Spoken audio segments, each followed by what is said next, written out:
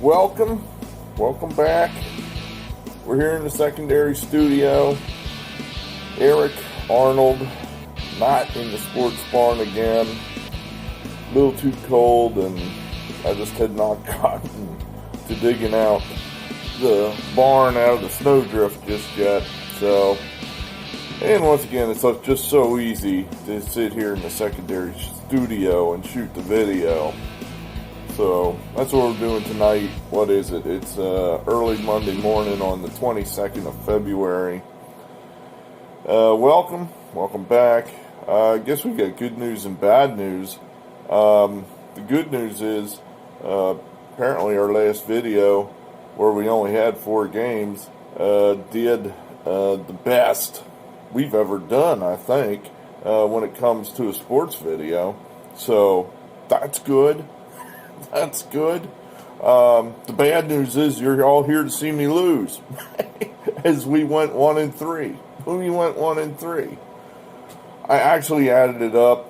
You know, I don't have it ready to post, and it probably won't be posted in this video in any kind of drop-down graphic or whatever. But I think our record is officially about 5 games below 500. You know, like 103 to 108, something like that. As I said, I'm somewhat writing the whole year off because of the pandemic, but what can you do? You know, a few other housekeeping things here. New subscriber, Gary Nicotine. Gary with 2 R's. I like that, spelled just like Gary Maddox, one of my favorite Philadelphia Phillies.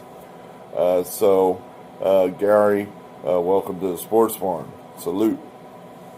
And before we get into our losing picks for Sunday, I wanted to hit this right off the top. I debated doing this, and I thought, why the hell not? Why not? There's a line in one of Stephen King's books or movies, I think it's Stand By Me, where he says, people move in and out of our lives like busboys. And that's true. I don't know, I want to compare every last person that you are acquainted with or meet as a busboy necessarily, but, you know, you meet some pretty cool people, and they go their way and you go yours. One of these cool people that I've met in my life, I was given really terrible news here this past weekend that he's dying, if he's not dead already, you know, that he was moved to hospice. You know, I was in an academy class with this man many years ago for about 6 weeks. His name's Bob. That's his actually first name, Bob. We called him Colonel Hogan. He had a term for breasts, and he called them Hogans, and we'd never heard that before. It's like, what? Never heard that one before. So we called him Colonel Hogan. I had to think about that for a while. It's like, why did we call him Colonel Hogan? He does kind of look a little like Bob Crane from the old Hogan's Heroes. But no, it was because of his nomenclature there towards women's breasts. So that's why we called him Colonel Hogan. Well, apparently he's in hospice now and he's dying, and it's way too soon for this guy to go. But apparently that's all the time he's going to get. And he was a good old boy. I always liked him. Whenever our paths would cross, I always enjoyed my conversations with him. He was one of the only people, besides myself, that could speak intelligently about the lineage of the world boxing heavyweight champions. In other words, this is somebody that knows that Floyd Patterson had the belt, dropped it to Ingemar Johansson, won it back from Ingemar Johansson, and then got beat by Sonny Liston. How many people know that? He knew this. You know, I thought that was great. So, we're sorry that this has happened for you, Bob. Gonna miss you. I've broken out some of my best bourbon here, Russell 10-year reserve. Here's to you, Colonel Hogan. Hope to see you again someday. Here's to you.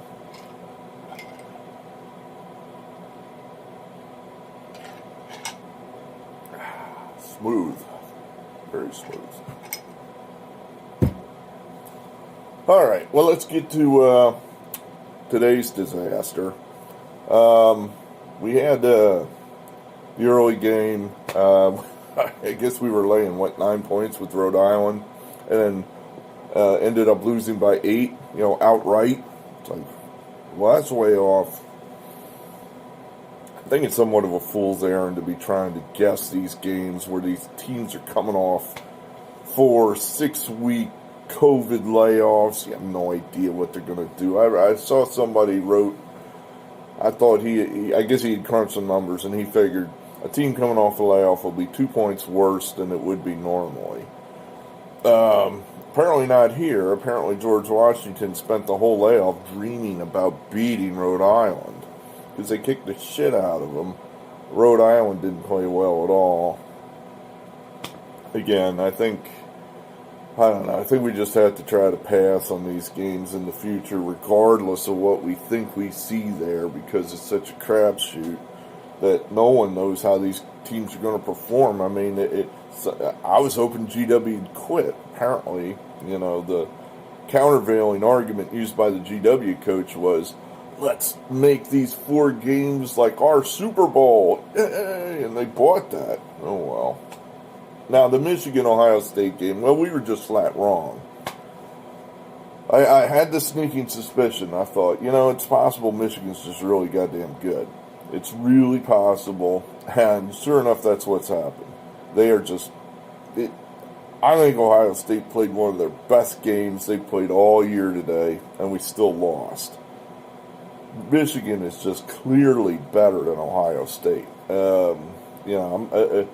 With the exception of Justice Sewing throwing the ball behind his back and giving them 3 free points, I think we played pretty well.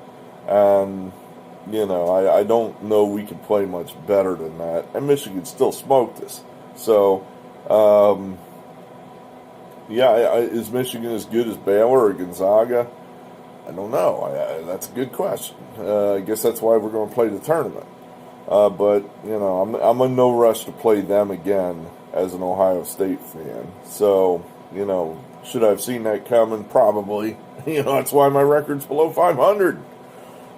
But I didn't. So, another, there, another L. Oh, let's see what else we got here.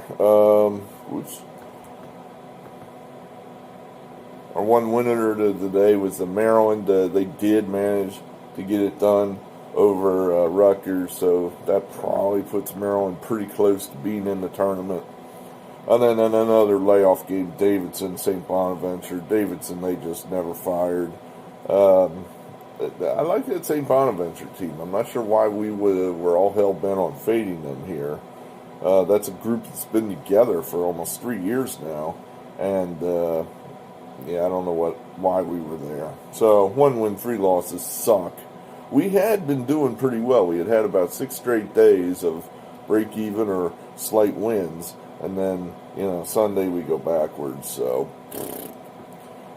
any other games of note on Sunday? I guess looks like Houston got well. They threw their clunker at Wichita, but they're still probably somebody to be heard from in the tournament.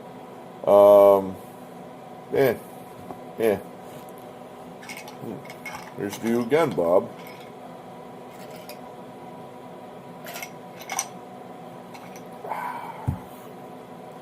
Nice thing about being semi-retired, I just got to post this video, and I don't really have to be anywhere tomorrow, so that's good. Let's see. Well, let's get to Monday. Let's do it. This is what you want to know. I have one off-the-wall game, and then I tried to get the TV games. I mean, if nothing else, I guess I'm noticing the viewership going up, so I'm like, well, I guess we might as well try to give the people what they want, as Ray Davies said. Citadel, this is the off-the-wall game. They're getting 8.5 points from Mercer. Believe it or not, this is a pretty good year for Citadel. Usually lock, without a doubt, below 500 team year after year. They're above 500 this year. So, might be a good spot for Citadel here. 8.5 points. They're perhaps a live dog, not just dead money like they perhaps normally would be. So, and my little system says take Citadel. So, There. That's all I got for you. Syracuse getting 5 at Duke. I guess my motto is not buying Duke. Here's my thought on this. If Duke doesn't have its NBA talent, then, what are they exactly? Are they still that super team? Or are they just another good ACC team? Their NBA guy quit. Sometimes when that happens, the team gets better. Addition by subtraction. There's a guy that doesn't want to be here. He's pouting. He's a negative influence in the locker room, and he quit. Maybe that's what's happening here, where he's gone. Now all these kids that are not going to make the NBA and are probably going to be on the Duke roster next year, maybe they feel better. I note we're picking Syracuse, and I'm trying to think why we did that, because I'm making the case here for Duke. I don't know. I guess we're thinking that Duke's just not that good. They're just not that good. You're probably paying a premium to play Duke. I think Syracuse has a better record. I don't have that screen right in front of me, but I'm going by memory. I think they have a better record than Duke, yet they're still catching 5 points. Syracuse coming off a big comeback win over Notre Dame. I don't know. The only reason this is there is because my little model says this has got about 54-55% chance of Syracuse getting the cover. That's why it's there. So that's it. We'll take Syracuse. Now these next two, I struggled with these. I struggled with them, and I tried to. The model was no help. My model was no help with me, so I was left to just try to divine the right answer. Just try to, pull it out of the air. And I don't know if I did or not. USC kicked one away Saturday. We saw them. I just saw these guys. I had Arizona State. USC blew the doors off Arizona State, and my thought was, wow, they're good. And, that was earlier last week. And then Saturday, USC apparently didn't show up against Arizona and lost, while their coach is yelling at them, calling them soft. Because apparently they lost because they didn't rebound or do any of these other common things that a team would do to win. So that was USC. Then Oregon, we had them, Thursday? Or I guess Thursday we had them, and they squeaked by Colorado. That game could have gone either way. And then apparently Saturday they squeaked by Utah. Again, game could have gone either way. So, Oregon, they're winning ugly. They're barely squeaking by. I'm just kind of looking at this like, look, USC's just better. They're just better. And maybe Oregon's just a little bit tired because they've been playing some really hard-fought, fist-fight type games. And USC Saturday apparently did not apply themselves at all. And that's been made, I think, abundantly clear to them by their coaching staff using, soft. Soft. So, I think USC's just going to bounce off that loss here and get this win. Andy Enfield, generally, this is where he falls apart, according to the Los Angeles newspapers. He's got a chance here to do something he's never done. Win the Pac-12, so it's a golden opportunity. It's a great game. I mean, Utah. I keep wanting to call Oregon Utah. Have another shot of this, huh? That'll help.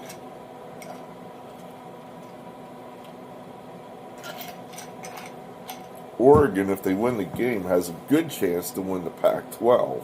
So, and that's.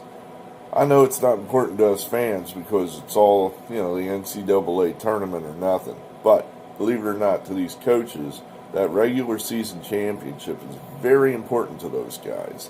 That's what they put on their resume. That's what keeps them from getting fired. That's what gets them the next zillion-dollar job they move on to. So very important they win the regular season championships here. So I expect a very hard-fought game, but I'm going to say USC is going to do enough to just out-talent Oregon and cover the 4. That's my story. And then the last game again, I went round and round and round with this one. I actually had it written down the other way, and I finally came up with Texas Tech. I just think Texas Tech's better than Oklahoma State.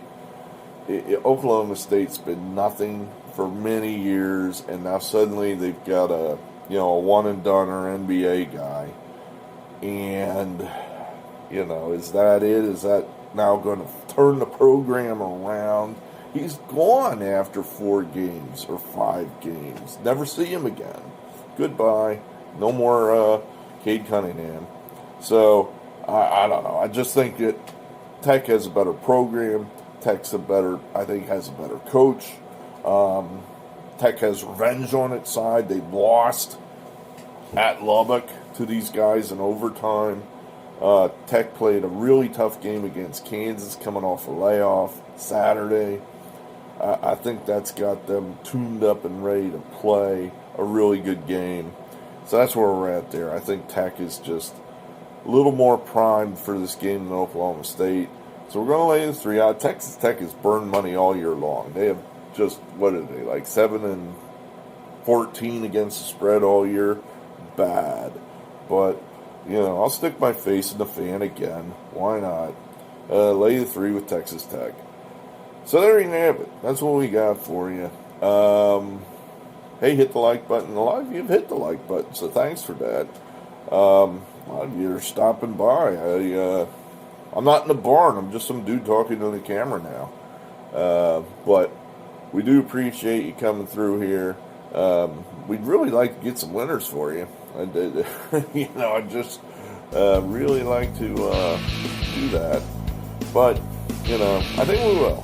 For you new people, my story is I believe that once the sports return to their normal patterns and we actually put fans in the stands and stop this nonsense of canceling whole weeks of schedules because one kid has the flu, then, everything will get back to normal and I'll start winning. That's my story. I'm sticking to that, too. So, great. Thanks for being here. We appreciate it. From me to you, signing off.